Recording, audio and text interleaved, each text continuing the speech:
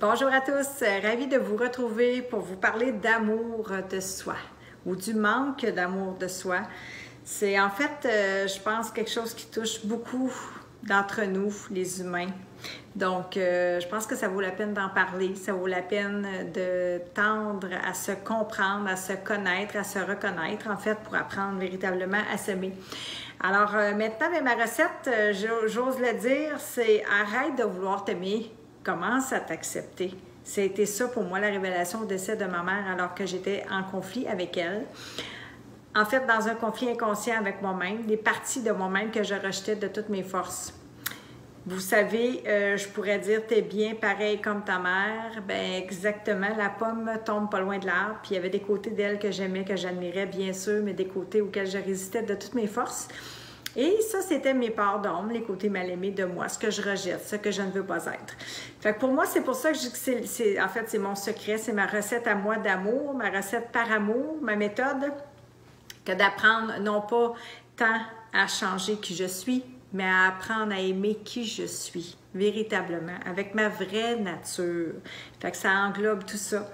Puis, je peux vous dire que ça m'a occasionné beaucoup de souffrance d'être en résistance avec qui j'étais. Puis, il y avait beaucoup de choses qui se passaient au niveau de l'inconscient, mais qui se manifestaient dans mon présent, dans ma conscience, pour essayer de me le montrer, que j'avais besoin de pacifier ma relation à moi, aux autres, accueillir qui j'étais, accueillir à travers l'autre aussi qui j'étais, hein, le miroir des relations, accueillir la vie. Fait que résistance pour moi égale souffrance, acceptation égale libération. Fait que ça a été ça pour moi le grand choc, en fait, le moment le plus difficile de ma vie à vivre puisque j'étais au chevet de ma mère et j'étais en conflit avec elle. Et oui, je m'étais entêtée, je ne suis pas fière de le dire, mais je le dis maintenant. Parce que je sais que je ne suis pas la seule à avoir des conflits relationnels, mère-fille, père-fils, d'autres conflits aussi dans ma vie. Puis que c'était, en fait, je dirais la clé même numéro 1, là, quand je travaille avec les gens en coaching ou que j'accompagne les gens, peu importe, en retraite ou autre, en atelier, c'est le conflit inconscient avec soi-même. Fait que c'est vraiment le manque d'amour de soi qui, pour moi, est vraiment cette clé-là d'accès pour dire j'ai besoin d'apprendre à m'accepter pour apprendre à m'aimer.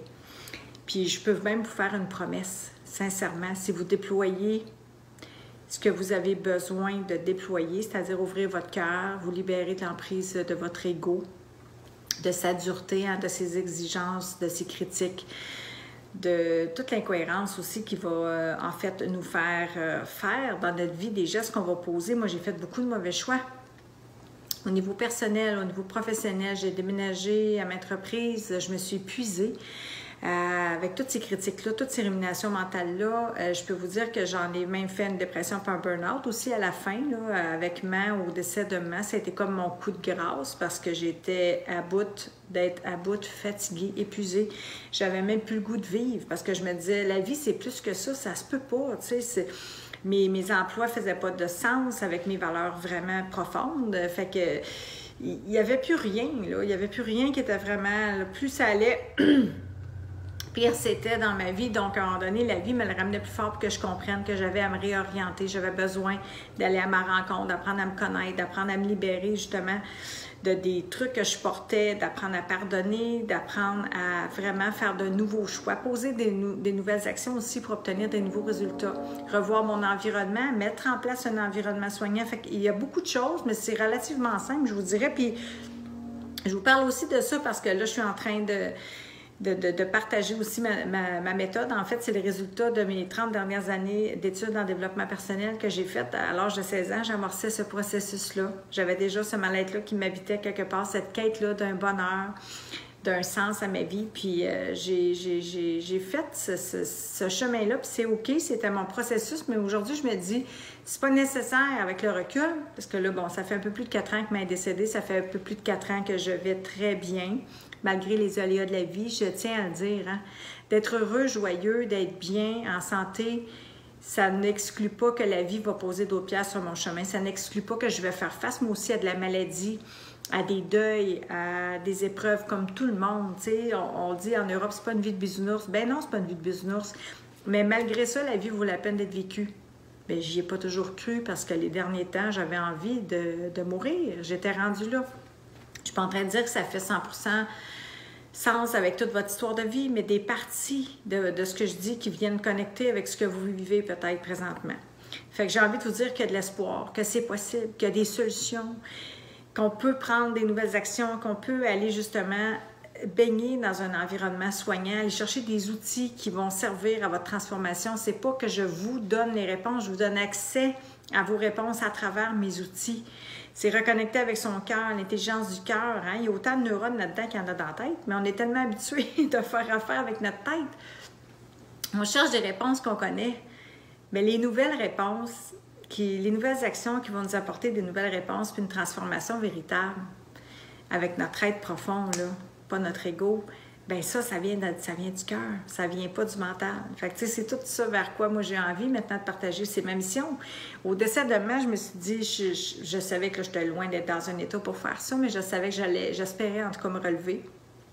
Je me suis promis, je me suis engagée pour moi, par amour pour moi, à le faire, à maintenir, à nourrir cette joie-là, ce goût à la vie-là, à tout mettre en œuvre à chaque matin. J'ai des frissons quand je vous le dis, à refaire ce serment-là, à aller m'entourer vraiment de gens et d'événements, de circonstances, de situations que j'allais moi-même mettre en place qui allaient vraiment contribuer à nourrir ça, à nourrir mon goût à la vie, mon taux vibratoire, puis que je puisse grandir en humanité, tendre vers ma lumière. Je l'ai dit, malgré les moments parfois difficiles, ça fait partie de la vie d'un humain. C'est normal, c'est humain d'avoir des défis, mais on peut se relever, puis on est outillé, puis quand ça arrive, bien, on est capable de se mobiliser, puis d'aller vraiment ouvrir ce coffre-là, puiser en soi, dans nos ressources internes, dans les ressources externes. Fait que pour moi, vous comprendrez, ça a littéralement transformé ma vie, ça a littéralement transformé la trajectoire de ma vie. Je vis plein de choses comme vous, là. On est dans la COVID en ce moment où est-ce que je tourne ça. Il y a plein de situations qui ne sont pas nécessairement faciles à vivre, mais que malgré ça, la vie vaut la peine d'être vécue. Fait que je pense que ça vaut la peine d'entreprendre ce chemin-là parce que pour moi, tout est lié à l'amour de soi. Quand on s'aime, on se sent digne du meilleur, on s'autorise le meilleur, donc les amis, le conjoint, le travail, l'environnement, on s'accorde du temps, de l'amour, des soins, on prend soin de nous, on s'accorde des plaisirs, on nourrit le sens à notre vie. Vous voyez, ça a un effet vraiment sur tout notre être, notre âme, notre état d'esprit, sur les gens qui nous entourent, fait qu'on contamine de façon positive. Fait que c'est ça, moi, que j'avais envie de faire. C'est ma mission, c'est mon pourquoi je fais ça. C'est ce qui me motive à partager avec vous, à essayer de vous aider. En fait, ça me nourrit quand je vous vois, quand je vous lis, quand je vous entends, puis je vous observe, vous transformer juste par un switch de croyance en bon français, par l'ouverture du cœur, par s'ouvrir à de nouvelles perspectives, par mettre de petits gestes simples, parce que c'est ça ma méthode par amour, c'est simple, c'est prouvé, c'est efficace, c'est simple, puis j'aime ça dire, sous-estimons pas des outils. En fait, l'efficacité de certains outils, à leur simplicité, vous allez être ébloui de constater ce que ça peut au quotidien, des petits gestes. Hein? Aristote disait, on est en fait 95% de ce que l'on fait est le résultat d'habitude. Fait que je pense que tout ça, là, passer parfois d'un cercle vicieux ou un cercle infernal, je vais dire ça comme ça, un cercle vertueux dans notre vie, c'est possible. Alors, j'espère que vous ressentez la mission dans laquelle je suis investie. Puis ce que je voulais dire tout à l'heure, c'était ma promesse. Tout ça pour vous dire finalement que ma promesse, quand je vous parle d'acceptation de soi, c'est que ton amour de soi commencera le jour où tu t'accepteras. Alors, c'est ce que je te souhaite aujourd'hui, c'est de te choisir, c'est de te remettre en chemin. Puis si ça fait du sens, ce que je te dis, si tu sens dans ton cœur cet appel-là, puis que ça connecte avec toi, bien, rejoins-moi sur mon groupe privé S'aimer, c'est s'accepter. Ce sera l'étape numéro 1 pour qu'on puisse par la suite prendre rendez-vous ensemble pour une première rencontre découverte et voir si je peux t'aider avec tes problématiques. Et si on a envie aussi de grandir ensemble et de co-créer ensemble. Alors voilà, donc S'aimer, c'est s'accepter. Vous avez le lien sous la vidéo. Je vous dis à bientôt. Ciao!